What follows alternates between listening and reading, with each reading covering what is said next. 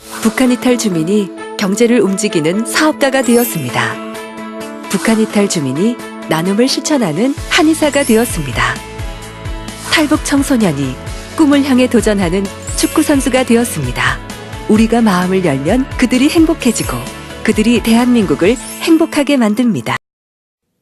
탈북자 강제 북송 사태 기획보도 시간입니다. 이번 사태가 불거지면서 우리 정부가 중국 정부에 외교적 압박을 가하기 시작했습니다. 하지만 전략 없는 감정적 대응이 오히려 탈북자들과 이를 돕는 선교사들도 어려움에 빠뜨리고 있다는 지적입니다. 자세한 내용을 서정민 기자가 전합니다. 과거 우리 정부는 탈북자 문제에 조용한 외교 정책을 펼쳐왔습니다. 탈북자 문제가 중국과 북한의 주권, 인권, 외교 문제 등이 얽힌 복잡한 사안이었기 때문에 포괄적 해결 방안보다는 사안별로 해결하려 노력했습니다. 하지만 최근 중국이 탈북자들을 강제 북송하면서 국제적 이슈로 부각되자 우리 정부는 탈북자 강제 북송을 중단하라고 압박의 강도를 높여가고 있습니다. 외교통상부 역시 최근 중국 당국에 국제난민협약 준수를 거론한 데 이어 이명박 대통령 역시 중국 정부 최고의 당국자를 만나 탈북자 강제 송환의 우려를 표했습니다. 북한 외교 전문가들은 정부가 탈북자 문제에 적극적으로 관심 갖는 것은 긍정적으로 평가합니다. 그러나 근본적으로 우리 정부가 중국과 북한과의 관계를 해결하지 않으면 탈북자 문제는 개선될 수 없다고 지적합니다. 즉, 불편한 한중 관계와 북한과의 관계가 탈북자 북송 사태 등 탈북자 문제를 더 심화시켰다는 분석입니다. 아무리 남북관계 잘 되고 한중관계 잘 되더라도 탈북자 문제는 발생할 수밖에 없습니다. 그렇지만도 이러한 서로 양자관계 잘 되면 발생하더라도 이것이 문제되지 않고 오히려 문제 해결에 대해서 오히려 더 용이한 그런 측면이 있습니다.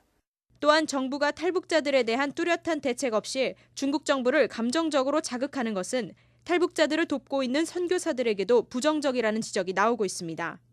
최근 탈북자 문제가 공론화될수록 중국 정부는 국경 근처의 경비를 2~3배 강화하는 등 탈북자 단속에 심의를 기울이고 있습니다.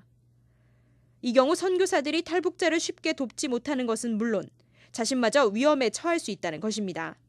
중국 정부는 지금 국경지대에다가 경비도 2배, 3배로 지금 늘렸고, 김정일 죽은 이후에. 그 다음에 탈북자들 중국에서, 북한에서 왔다 갔다 하는 거를 북한 쪽에서도 처분이 굉장히 강화돼서 김정은 지령에 의해서. 결국 탈북자 문제는 국제사회와 연대해 중국에 대한 외교적 압박 수위를 조절해야 한다는 의견이 설득력을 얻고 있습니다. 단기적으로 중국 정부의 태도 변화를 요구하는 것이 탈북자들을 돕는 종교단체나 NGO 단체들의 활동 반격을 넓힐 수 있기 때문입니다. 현재 북한은 김정일 위원장 사망 이후 빠른 속도로 김정은 체제의 변화로 이어지고 있으며 체제 구축이 상당히 안정적이란 평가가 나오고 있습니다. 이러한 상황 가운데 우리 정부가 대책 없이 탈북자 문제에 접근한다면 북한은 중국의 탈북자 송환에 강력한 조치를 요구할 뿐 아니라 우리 정부 개입을 비난하며 탈북자와 돕는 이들에 대한 단속을 강화할 것입니다. 무엇보다 우리 정부가 중국과 북한과의 대화를 열어가지 못한다면 탈북자 강제 북송 사태와 한중북 간의 외교적 마찰은 더욱 심각해질 것으로 전망됩니다.